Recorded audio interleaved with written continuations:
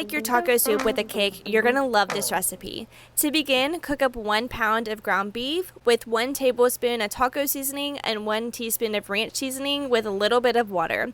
Once this is all mixed together, add it to the bottom of your crock pot, followed by all of our canned ingredients. I have 1 can of hot rotel. You could definitely use regular rotel if you would like, but we like that spice. And 1 can of kidney beans. I normally use the spicy chili beans, but I was out.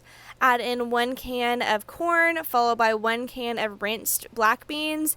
And then we are going to add 1 14.5 ounce can of beef broth.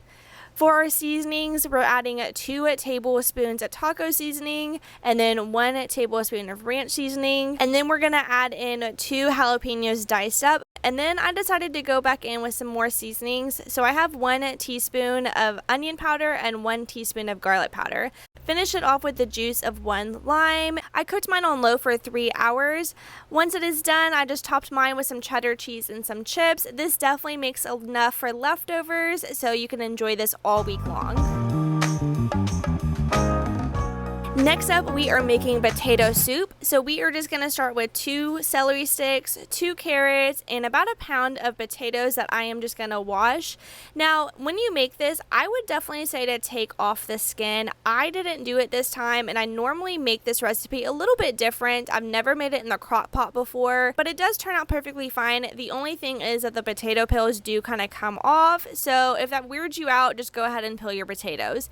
Dice up your carrots and celery and add those to the crock pot alongside your potatoes, and then we are just going to dice up about 1/2 cup of a white onion.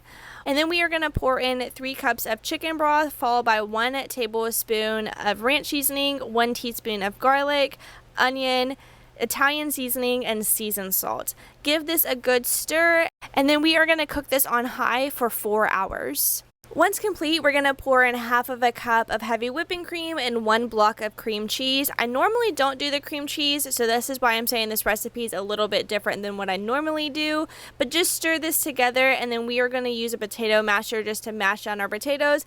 I didn't mash mine completely, so I had a little bit of chunks in my potato soup, but it was perfectly fine. This is really good. I ended up having like 2 bowls this night, and my husband had 2 bowls the next day, so it definitely makes enough. Add a little bit of salt in there, and then I just topped mine with about 1/2 cup to 1 cup of cheddar cheese. You can cook up some bacon and add that alongside this, but this is just so delicious. I have been craving this pesto pasta for a while now. I usually make it with chicken breast, but we are going to be making it with chicken thighs that I just cut off all the gross stuff to. Put it in the bottom of your crock pot with 2 tablespoons of ranch seasoning and 1 teaspoon of Italian seasoning. My pesto I did not have in the fridge, so it comes out a whole lot easier. And then add in 4 tablespoons of butter.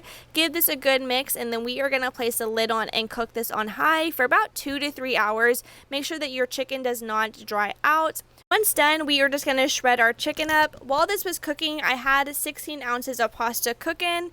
And then for our cheese, I usually use more mozzarella than this, but I realized I only have a little bit. So I just shredded what I had alongside our Parmesan.